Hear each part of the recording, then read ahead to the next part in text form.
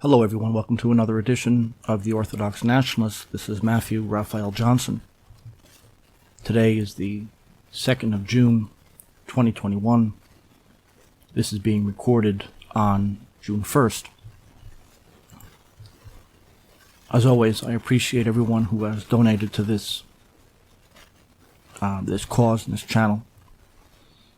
I've mentioned before that I'm working on my book on nominalism, which is going to be this, my substantial philosophical work, papers on the decay of discourse in America, medieval metaphysics, and trying to retrain our mind against the postmodern mentality. Russia after Putin. I have so many papers that I'm working on any given time. This is, and to think these are things that kids try to avoid in college. And these are all self-inflicted. So, of course, as always, I solicit donations from my friends to keep this going. Because I'm just getting started here. I don't know if you've noted the Russia Insider review of my book, Ukrainian Nationalism. Because it calls me a national treasure. So, I think maybe you should call me that too. It's going to be my title from now on. So it's mostly snippets from my book, but as this glowing introduction. Russia Insider is probably the largest English language website dealing with Russian affairs, and they're completely on from the nationalist and royalist point of view. So it's absolutely extraordinary. And these things are happening because I get to do this full time with 31 years of experience, and now working on book number 14. You guys were able to finance this. I received money from no foundation, no university, no church, no rich people. I mean, just simply, it hasn't happened. So anyway, I have another book out that some of you may remember. I did a 2-part lecture a couple of years ago on the military dictators or so-called dictators of Latin America during the Cold War. And as you know, one of the central missions of this lecture series, this show, has been to rescue people, especially individuals, military dictators, right-wing figures that are largely either forgotten or so badly blackened that you can't even talk about them, or it's completely unknown entirely, and tell the truth about them. A few examples: the leadership of Uzbekistan many years ago, Kazakhstan, Suharto of Indonesia, Omar Bashir in Sudan, Chung-hee Park of South Korea, of course the Latin Americans, Ivan Ilyin, these people who are either, completely unknown, or forgotten. And this is what I do. And I've come to the conclusion after all these years that if you take the average educated American, the average college-educated American, everything he believes about the world is wrong. He lives in a fantasy world, dictated to by major media, entertainment, celebrities, the screen in front of his face. Our job, of course, is to alter the consciousness, at least of a dedicated minority, because history is made only by dedicated minority, to be able to shift how people conceptualize the world. There's almost no point of commonality between the thought of the Middle Ages and the thought of the postmodern West, including the very notion of consciousness itself, the senses. So, today we're going to do something. I'm going to add to the Latin America book here. I don't deal with Cuba in the Latin America book, which, by the way, Russia Insider helped me publish. It's a Ramada Press publication, but the staff of Russia Insider helped me put it together. It has a picture of Pinochet on the cover. And, you know, this here, dealing with Cuba now, and that book, the premise is simple. The story that's told by, you know, the stilly conservatives and the establishment liberals, libertarians, all these, you know, ridiculous groups, the story of these people is simply one and the same. These are dictators who are driven by a love of power, who simply dominate for its own sake, mismanage the economy, took over for no good reason, and because they were anti-communist, the U.S. supported them. I mean, to the extent they think about them at all. And that's pretty much the extent of the thinking.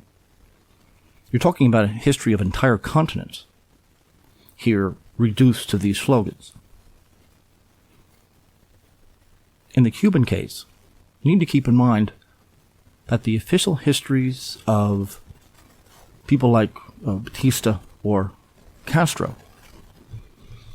in the U.S. is identical to the official history of these men in Cuba or the Soviet Union.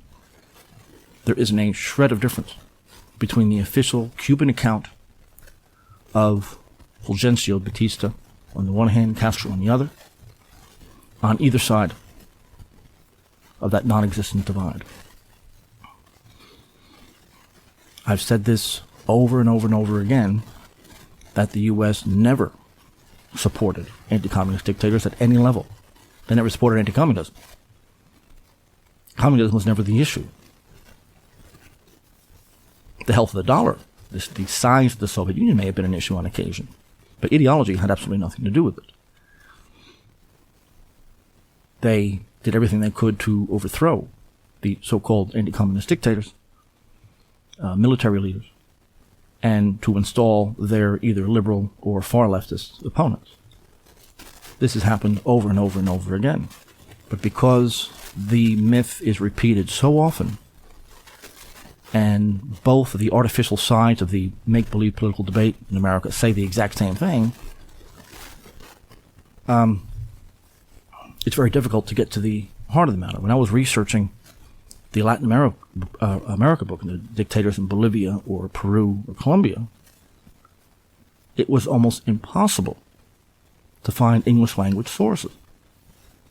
I don't speak Spanish, so I had to use Google Translate, which is not too bad for Spanish. When you get into Russian, Ukrainian, Chinese, it's a disaster, but for Spanish and French, it's not too bad.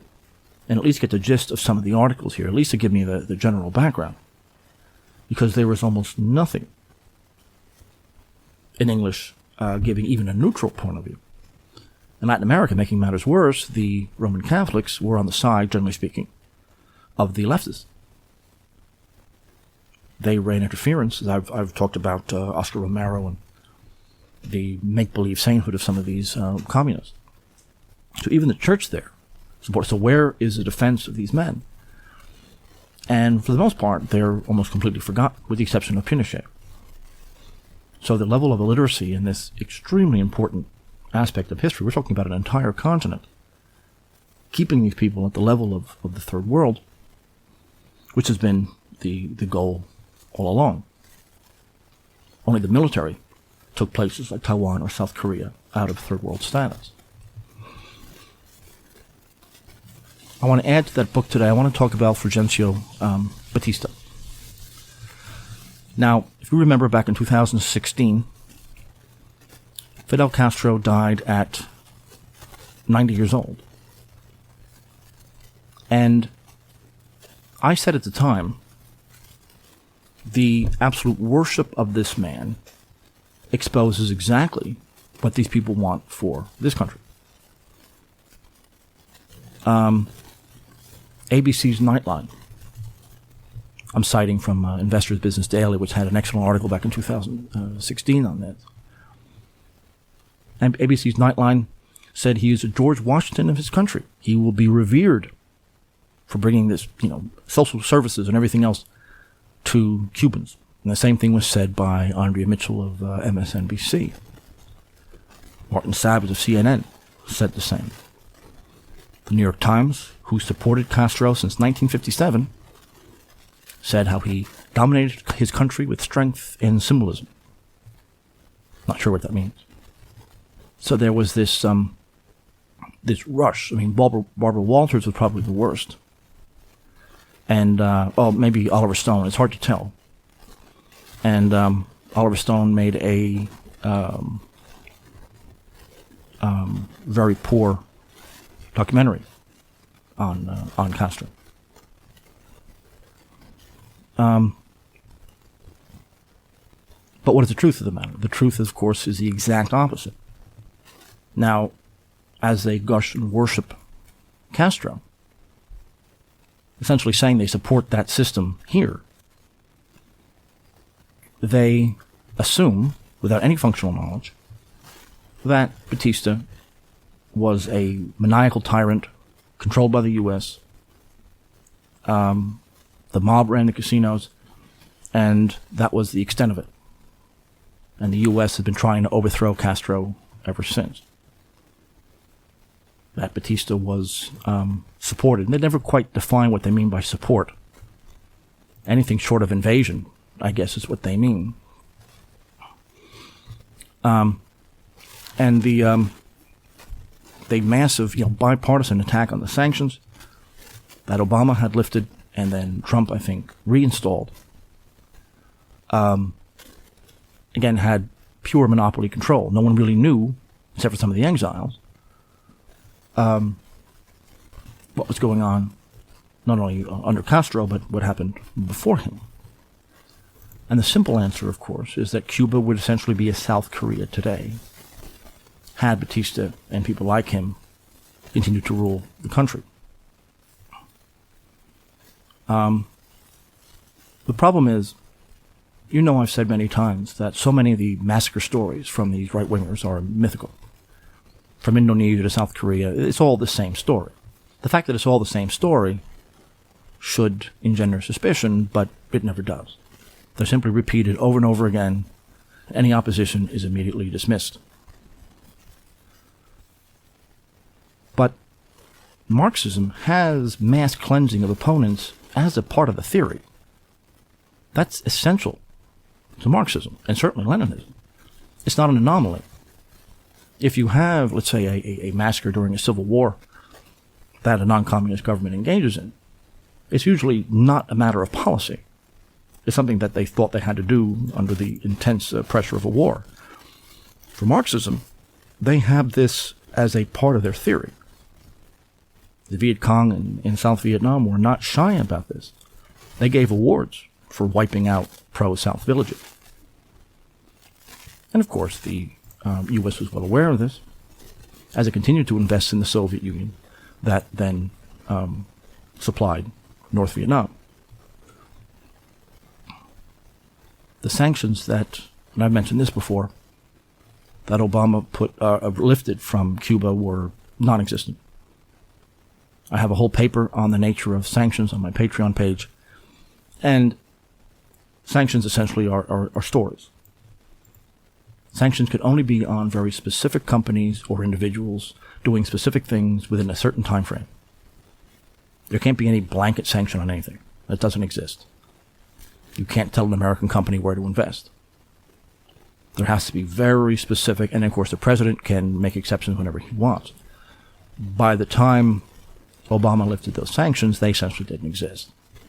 They talk about, Cuban cigars being illegal as a way to make people believe that this is. And of course it was the sugar industry, Archer Daniels Midland, who wanted to support Castro for the sake of investing in the sugarcane fields. And of course I have the feeling the Hawaiians were upset with this.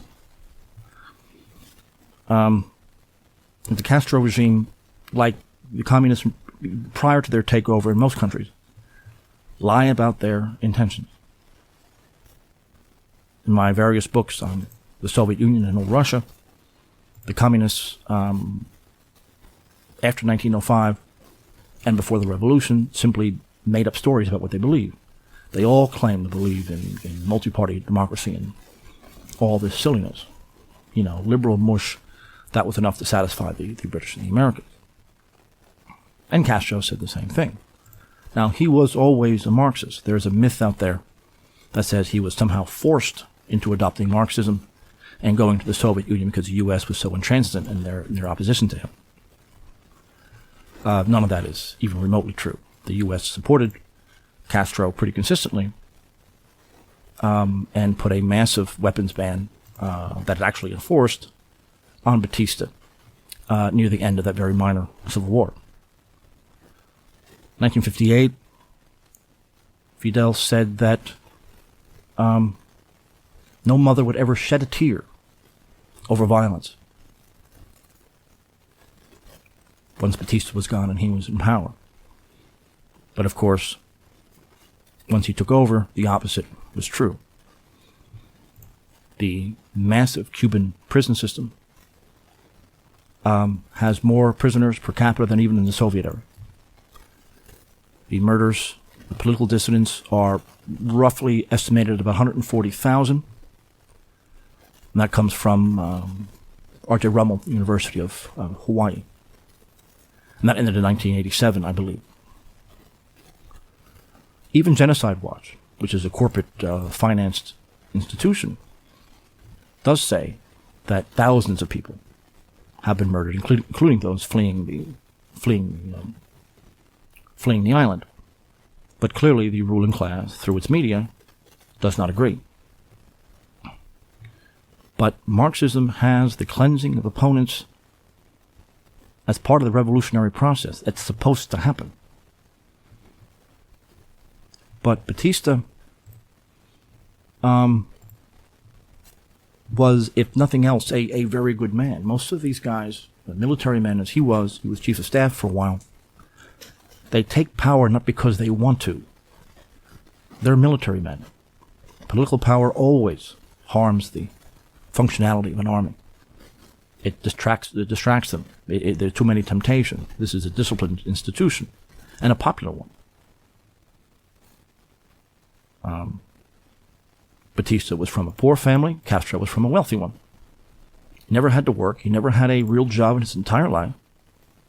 But usually, military, I talked about this in the Greek case, all these, the military governments that I've defended over the years, they all have a very similar origin story. They're usually from poverty, usually from rural areas.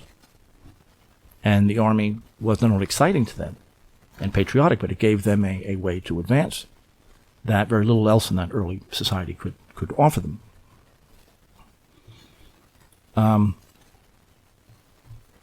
And Batista, his political career was generally a very positive one. It's often said that the coup of 1952 was engaged in by Batista because his group was going to lose. He founded several parties. Political parties are largely vehicles for people, not actual parties. That's the case in many places. Was going to lose, and he wanted to forestall that. It isn't true for a lot of reasons. But in fact, it was President Piero that called him in to do this, which Castro had most certainly planned in advance. The whole point of Castro's movement was to attempt to provoke the government into actions that it could then say were terribly brutal.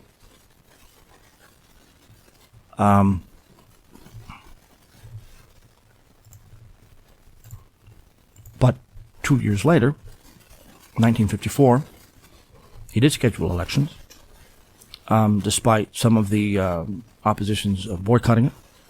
He had been president for 2 years at that point. He won a fair election. And because of his nature, he was inaugurated for a 4-year term in 1955.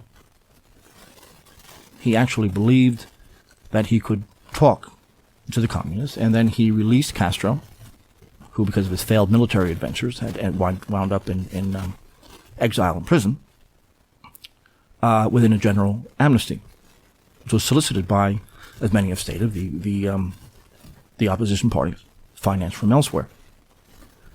And the idea was that he could restore basic constitutional rule and return to some version of normality, that he could be opposed, but only within constitutional parameters. So the greatest sin he committed was simple naivete. So his government launched what was called the National Program for Economic Development, which encouraged foreign investment, although American investment wasn't very, well, I think roughly between 6 and 7% of the total, on the promotion of light or consumer industry. He was very interested in boosting employment. And then you had a consumer boom in this era. You had a huge era, the U.S. was also growing very quickly. You had a huge era of prosperity. Then the government eventually was able to convince the United States to increase, so-called free trade, its quota of sugar from Cuba. And most importantly, the government was a pro-labor, pro-union organization.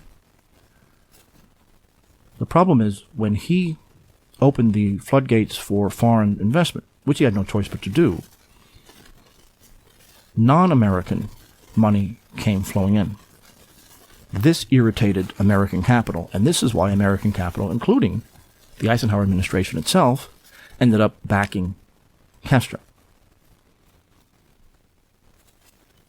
Batista, however, being naive, figured that the Program for Economic Development's immense success maybe was able to keep him from having to worry about any kind of opposition. Well, I said the same thing, the massive economic growth in South Korea. How could there possibly have been riots? There isn't a single thing that any opposition party could have done better than Chung Hee-par. The only thing that makes any sense is that these riots were financed from abroad, or specifically communist-inspired, worried about the success of the military as a government, actual government agency, as a government ruler, was going to derail them. My book on Latin American dictators, every one of these leaders, every one of these military men, again, coming from the poor classes, actually did what some of the leftist parties only promised, especially land reform. They were obsessed with this. The oligarchy, locally as well as in the U.S., vehemently opposed military rule.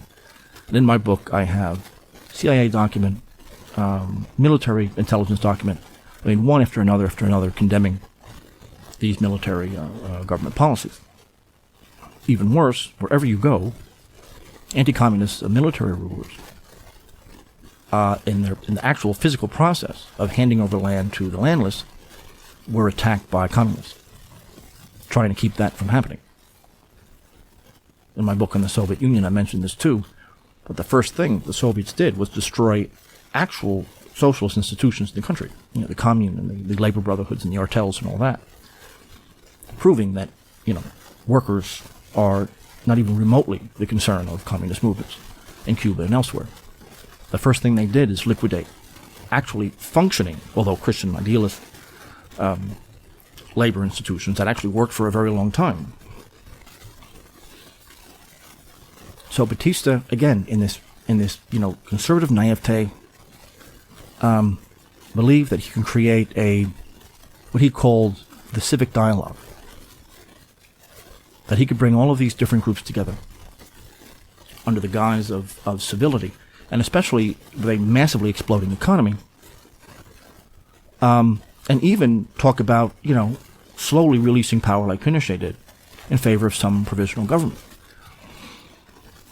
And of course, as always, it was the communists that did everything, and not to mention, his predecessors, intensely corrupt people, attempting to destroy these talks for the sake of encouraging the communist movement. There's one author who said that Pirro calculated that by supporting an ensuing anti-Batista revolution, the public would overlook his misdeeds in office. So the only beneficiary, as he says, the collapse of the civic dialogue was Castro. The left functions on... by the way, this is David Paul Bennett, the editor of Social Action Australia, who put this together. It's one of the few very, very good academic papers on Batista and Castro. The mythology is everywhere. As I've said many times, the left functions on chaos. It's basically Newtonian. It believes in constant motion and chaos to the point where nothing is stable. If nothing is stable, they could then impose their will on a bewildered population. Nothing is stable, you have no functioning institutions. There's no such thing as an individual. There's only various communities that work together. They create a person, not an individual. That has to go. Again, the official history of Castro in America and the official history of Castro in Cuba is exactly the same. One of the funniest aspects of the mythology that, of course, American writers, with a handful of exceptions, support is the so-called guerrilla campaign. And they've painted the most ridiculous, typical leftists. It's all deceit. It's all image. You had this alleged 2-year insurgency against Batista before Castro comes to power. The number of combat deaths never exceeded 300. But the New York Times, and we'll see here in a minute, with the U.S. Senate and State Department bureaucrats fully admitted that the media State Department combine brought Castro to power.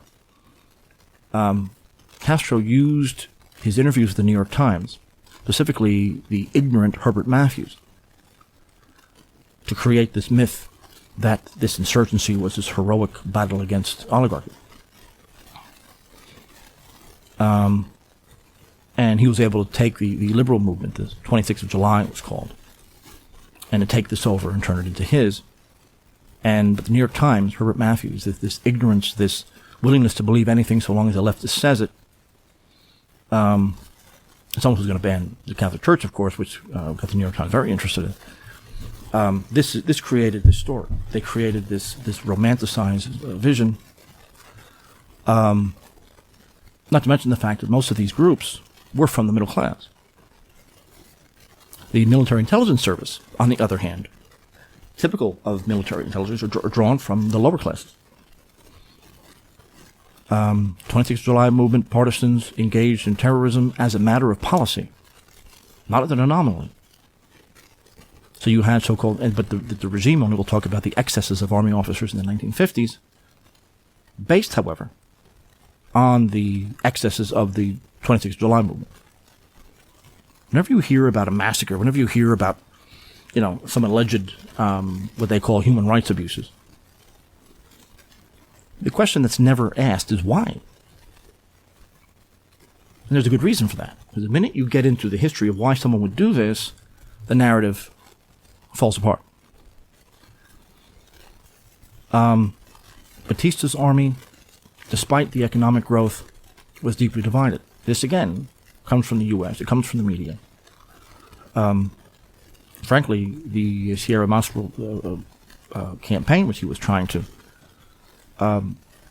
engage in, flopped because so many of his officers were simply professionally incapable of sustained offensive action. And his officer corps, he did not trust 100%. But he also didn't know how to exploit the divisions on Castro's side. And I think he truly believed, and as did the State Department at the time, that Castro would just be another liberal politician once he took over, and the rhetoric would fall away.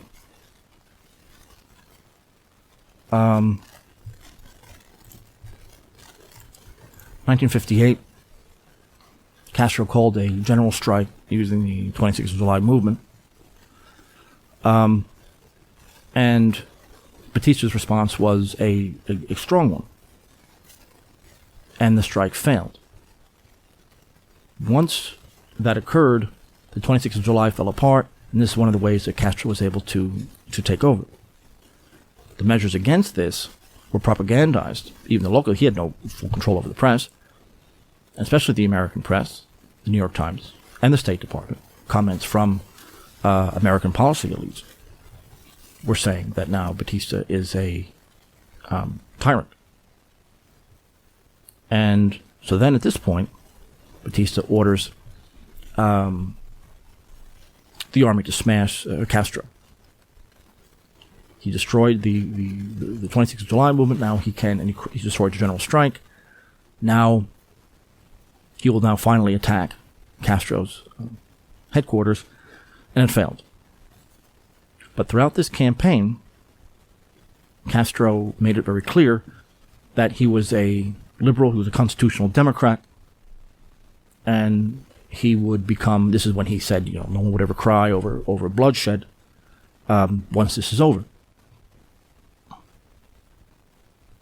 You see these governments, you see in Latin America, in the White Army in Russia, the ARVN in South Vietnam, you have similar problems. You didn't have any real grasp of propaganda. Castro and the left, because they're based on deceit, is very good at it. He was engaging in substantial psychological warfare.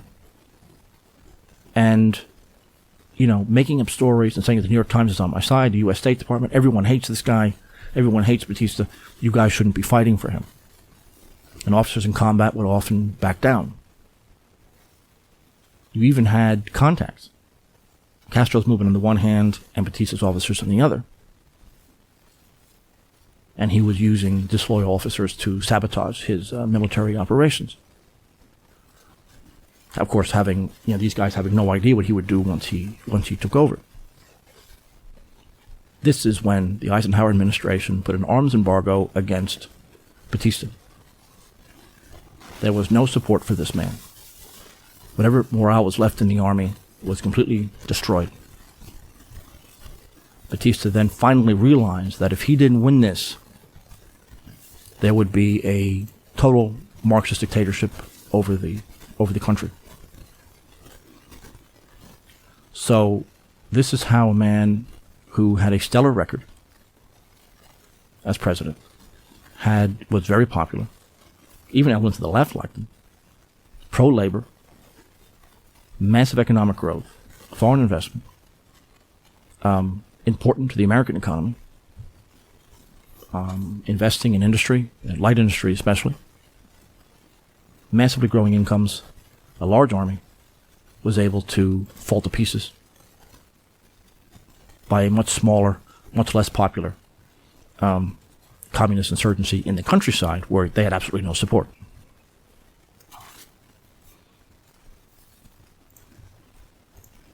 Got to the point, you see this also in the Russian Civil War, where the U.S. was, to say the least, ambivalent about granting Batista any kind of asylum in the U.S. The idea that the previous leader, Pirro, could form a junta to attack Castro, of course, was rejected. And it came straight out. 1958, he directly asked the American envoy, William Pauly, if he could move to Daytona Beach. And Pauly states that he, quote here, from the same article, he says, not officially authorized to offer asylum on behalf of the American government, then quickly denied Batista any exit, which may have forestalled the takeover. Other entities could have taken over, including military entities. So this is how Castro won. And his personal magnetism was absolutely extraordinary. But that magnetism was artificially increased by major media. Major media, as always, create reality. Now, Batista eventually ended up going to Dominican Republic. He tried an invasion in 1959, which failed, which is not the Bay of Pigs. It's a separate thing. And the only reason it did fail was that there were several double agents. Castro was very good at splitting his enemies. Now, what is the story? I mean, we've been saying this, a story on the economy, which is the central element in politics, especially in our modern era, prior to Castro taking over. The idea, of course, this is a oligarchic third world backwater that Castro brought to modernity and industry, and they say over and over again, this wonderful healthcare system. Now, 1957, the International Labor Organization, which, by the way, is the same group that helped military leaders in Latin America with their land reform scheme, which was thwarted by the communists, stated that the main feature of the Cuban social structure, now this is 57, is a very large middle class.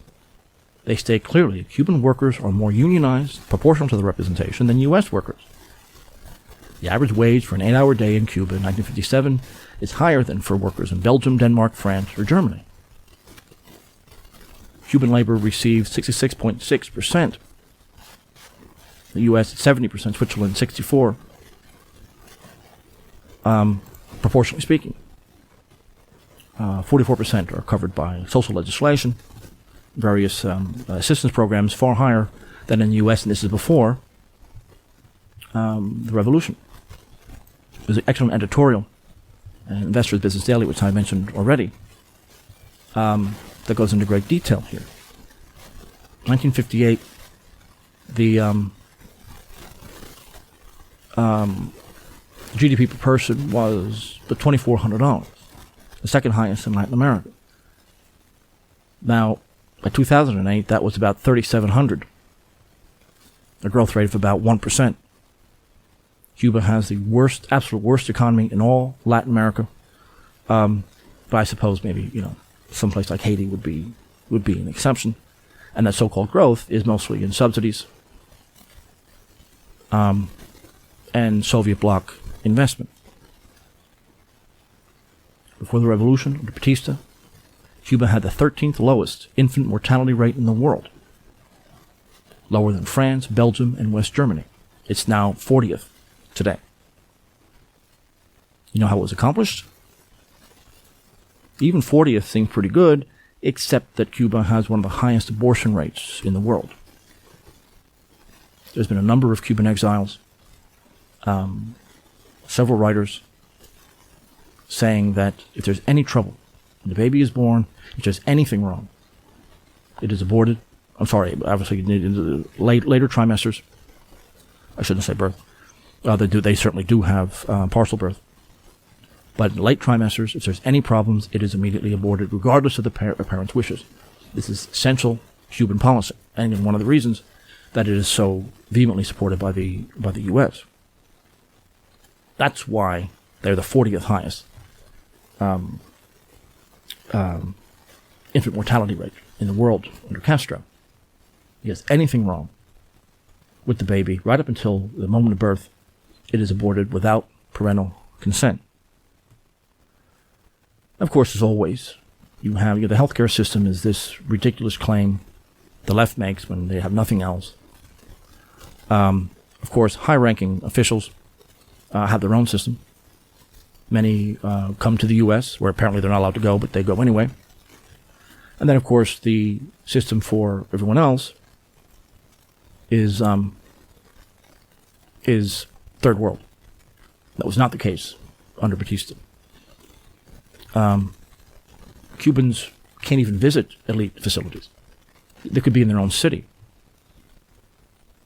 The hospitals for the average person under Castro doesn't even have, the proper doctors and proper certifications to do much of anything.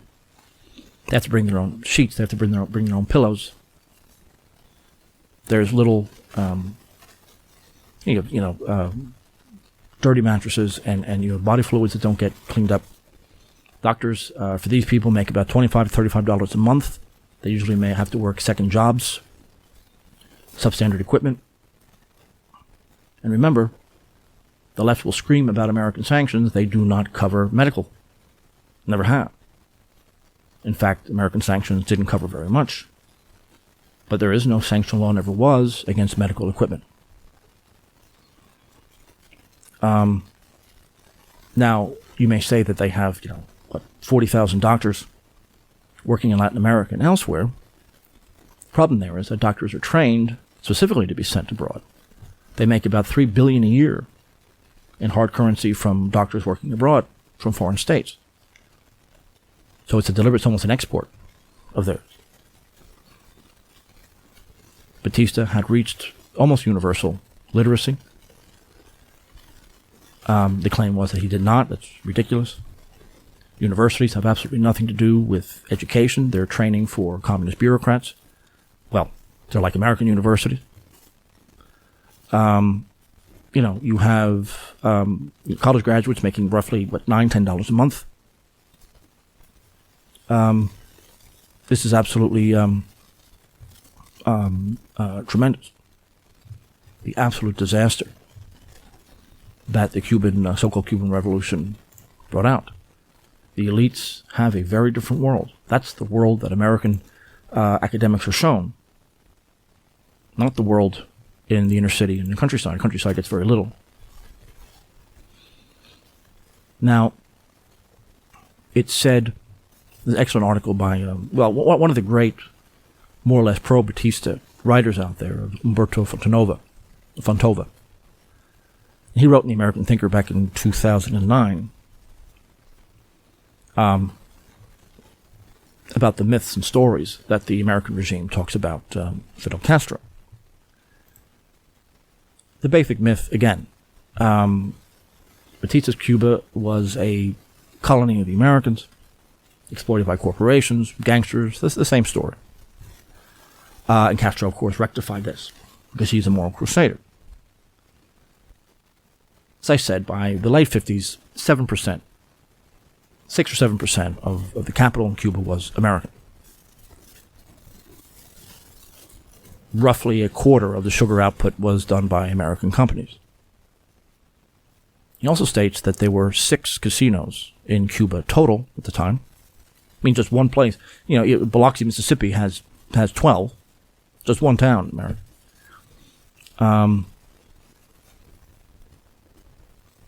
Tourism, including the casinos, made up about $60 million of a $750 million foreign receipts in '57.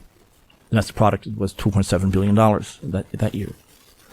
2 Havana hotels were allegedly mob-owned. So that mythology is nonsense. And my favorite statistics here is that in 1958, the Red Cross estimated that Cuba had maybe 9,000 prostitutes.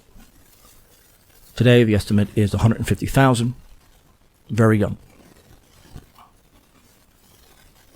In the 50s, some of you know American pop culture at the time, the Cuban vacation was the dream of your middle-class American. But the other way occurred too. More Cubans vacationed in the U.S. than Americans did. Cubans didn't come to the U.S. in great numbers to settle. Cuba took in more immigrants, mostly from Western Europe, in the first half of the 20th century than the U.S.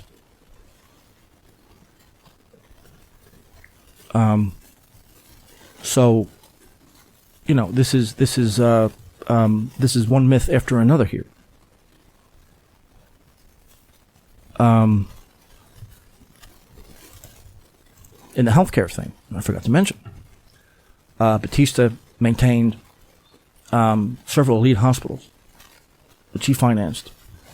They were in at Mercedes, maternity hospital, all providing free health care to the indigent.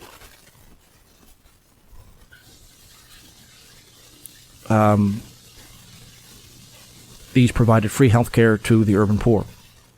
This was financed specifically as part of Batista's urban program. The only reason that he could have had opposition is by artificial means. Now, I said before that the U.S. installed Castro in power. That's been one of the central theses of my career, that communism, far from being anything the U.S. regime opposed, in fact not only supported and created and defended and financed. This has been the case everywhere. the myth of American anti-communism is one of the most absurd, and only a very detailed investigation can expose the absurdity of it. Former U.S. Ambassador to Cuba, Earl T. Smith, 1960 congressional testimony on the issue of the Cuban Revolution, declared, and he just boldly said, "We put Castro in power." So I'm not really sure how much clearer you can get here.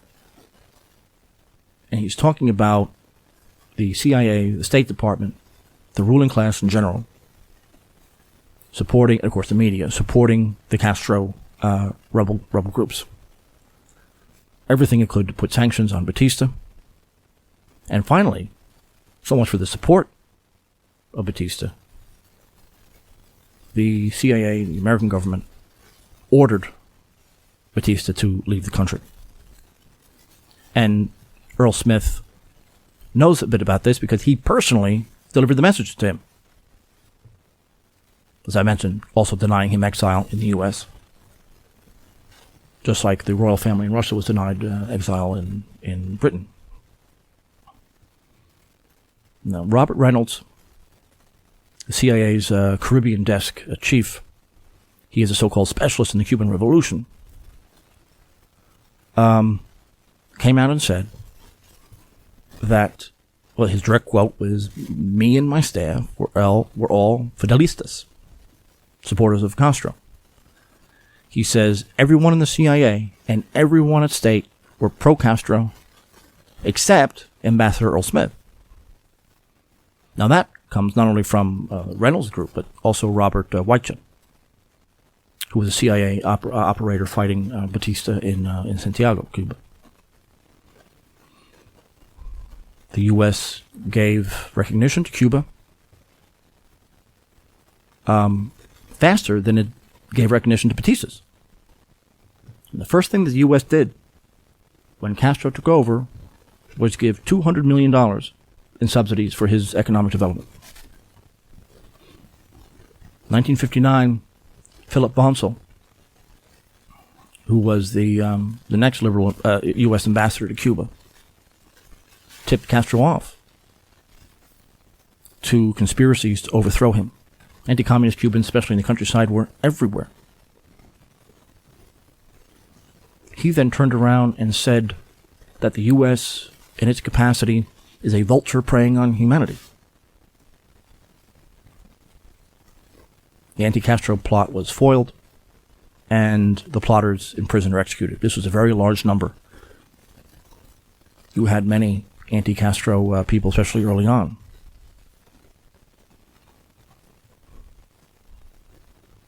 So in 1958, State Department, CIA, the ruling class in general, despite financing, subsidizing, and defending Castro in every way, still said the destruction of the American government is his true destiny. This could be found in his letters. Sending men, often with American money, to overthrow right-wing governments in other Latin American states. Kidnapped 50 U.S. citizens from Guantanamo, executed several Americans, stole $2 billion from American businessmen at gunpoint. This was going on at the time while being supported and backed by the United States. In the early times of his regime, the State Department made, according to Fontova, numerous, he says, over 10, what he calls back-channel diplomatic attempts to figure out why Castro was killing so many Americans, arresting so many Americans. And they used Argentinian President Frondizi, who of course was also warning the U.S. about what Castro was. There was never any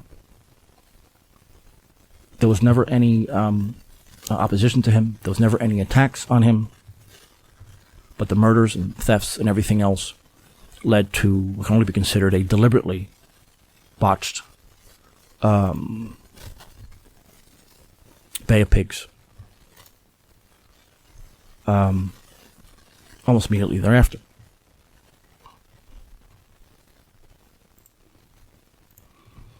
Bay of Pigs is interesting because the U.S. had actually condemned previous attacks on Castro, one I mentioned from Batista in exile in the Dominican Republic. Now, the CIA report on the Bay of Pigs is a failure, which came out in November of 1961, only released in 1998. I believe it was classified for that period of time. Laid out 9 specific reasons for its failure, but these reasons are proof that it was a deliberately botched operation. The first thing is the lack of plausible deniability. There was no attempt to build any support for any guerrilla movement. This was a one-shot deal. The second is that there was no assessment of risks and no ability or desire to communicate information, either among government agencies or even with the rebels themselves. Number 3, they didn't use local leaders. I'm not sure how you can create a guerrilla movement and refuse to talk to local guerrilla leaders, of which there were many. 4, there was no attempt to organize any kind of internal resistance. In fact, the opposite was going on. The American media and the American State Department were supporting and subsidizing him as this is going on. 5, despite the CIA being an intelligence institution, refused to collect any intelligence on the Cuban military and what they were capable of fielding at the time. 6, of course, poor internal management. The CIA was apparently suddenly incompetent.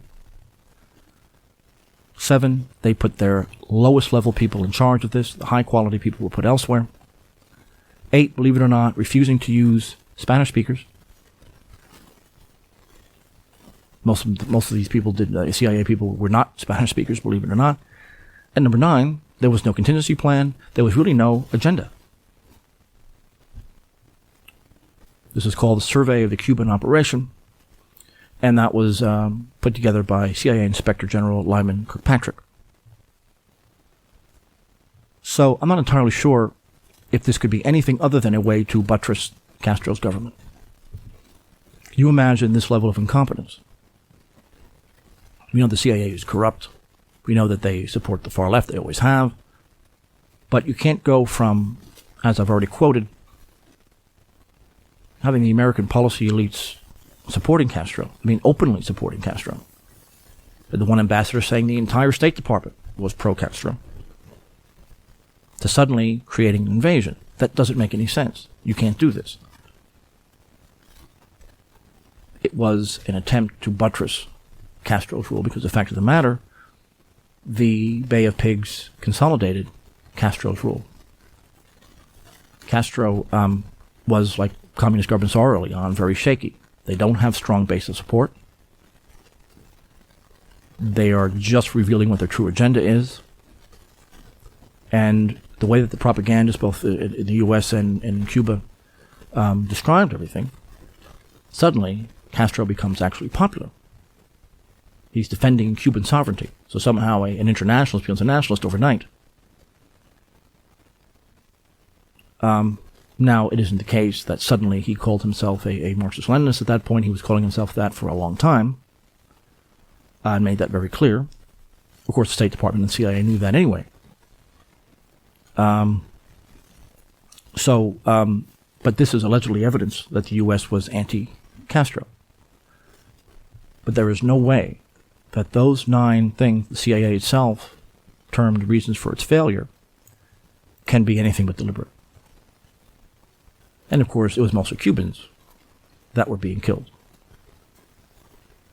What the deliberate failure of the Bay of Pigs did for Castro was allow him to position himself as a defender of sovereignty. It made the U.S. look incompetent and absurd. It made Castro look all-powerful. They could take on the U.S. and win. You didn't even have air support. This doesn't make any sense. This has never happened before. World War II was just a generation earlier. So it's like trying to figure out why the U.S. lost the war against Vietnam when it had just taken 4 years to defeat the far superior Imperial Japanese military. Far superior in every way. It doesn't make any sense. With a massive Navy and Air Force. The same thing here. Why would the CIA and the agencies involved refused to communicate, not even using Spanish speakers.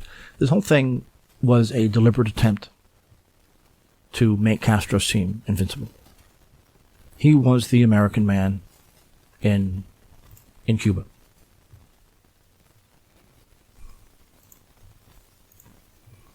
I want to clarify something I said a minute ago. I was talking about in 57 labor under Batista. I said that Cuban labor received 66%. What I'm referring to is gross national income. In other words, of all the money the economy generated in 1957, labor received 66% or 67%. At the time, in the 50s in America, it was 70%, but in Switzerland it was 64%. At the time, because of strong unionization in both Cuba and in the U.S., you had a substantial amount of money going to labor. This isn't a measure that's used very much anymore. Because again, in the U.S., that's ridiculous today. But you had 70%, roughly 70% of every penny generated in the Cuban economy going to workers. This is a result not only of Batista's policy, infrastructure, of course, and unionization. He was bringing in foreign direct investment, but only under very specific circumstances. They simply couldn't come in and rape the country. They came in and had to benefit society. You had to use Cuban workers. You had to pay a certain rate. They complain about these, the 2 mafia-owned hotels, but those jobs were highly prized. In the hospitality sector, the best jobs were to be found for your average, say, uneducated Cuban.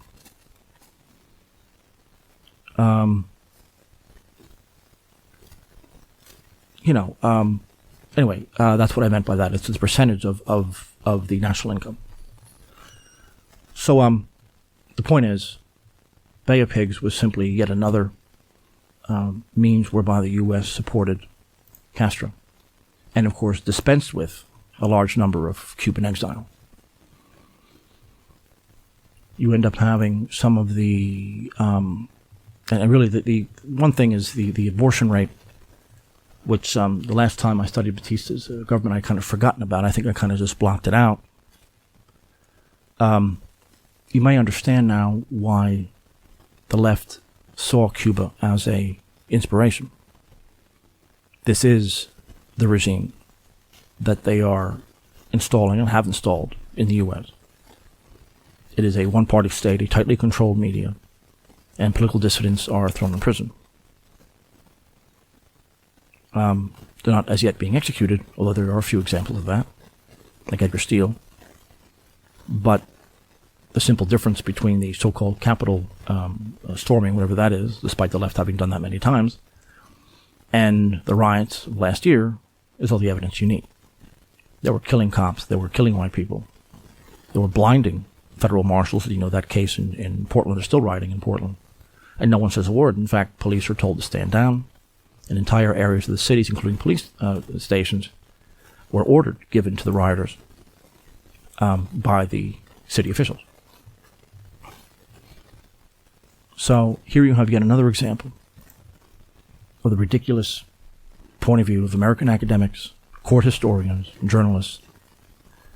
Depressingly, you have a case where government and media, especially the New York Times, work together to overthrow a very good man, a military man who did not rule as a dictator. I shouldn't even imply that. He centralized power because of the war that he was involved in. He was, as is the case in so many places, had to deal with military division. This is the case in South Vietnam, too. The possibility of a coup. And the fact that army morale was being sapped throughout that 2-year period, deliberately. One of the ways that the U.S. finally defeated Saddam Hussein, certainly not on the battlefield, those casualty rates are largely mythical, but in bribing Iraqi generals with positions abroad to turn on Saddam Hussein. They knew who the weak ones were, who the strong ones were. Something, of course, that any kind of nationalist, right-wing government, especially military government, doesn't seem to be able to do. That's because they're military men. They're not politicians. Political power is not something most people want. Or they may want it, but then once they get it, they realize how miserable it is. This is not why people go into the army. They know that political power, in addition to the responsibilities of being a general or a colonel, are crushing. The men who rise to the top in military are not the same men who rise to the top in leftist politics. They're usually opposites, especially in the third world. The military there had a strong sense of duty and a strong sense of discipline, and mostly came from the lower classes, unlike the left, which usually comes from the upper classes. Everything about the official story, whether it be in Cuba, the Soviet Union, or the U.S., concerning the Cuban Revolution and Castro is absolutely incorrect. But the very fact that they could use mass compulsory abortion at the slightest problem, right up until the end of the last trimester, and then claim that's the reason why infant mortality is so low, and it's not very low. It's 40th in the world, roughly. It was much higher than that under Batista, with free medical care, which you do not have in Cuba, because the popular hospitals are not medical care. Every single aspect of this is a story. It's a typical fantasy world where everything is concocted based largely on Johnson's law. When you have all institutions, you conservatives assume that Batista was a terrible guy, like Pinochet was a terrible guy. But there are only a handful of exceptions. The neocons assume this, because they're leftists in general. No one ever asked what these policies were prior to Castro. What any of these policies were. The myths and the stories, because even the church supported the leftists, on and on, especially in Latin America, where liberation theology was born. So, it's one lie after another that's pontificated by university professors and worshipful journalists about a very sick man. Cuba could be, especially, it was mostly a white country at the time in the 50s, could have been another South Korea. A huge wasted potential. Thank you everyone for listening. I'll talk to you next time. Bye-bye.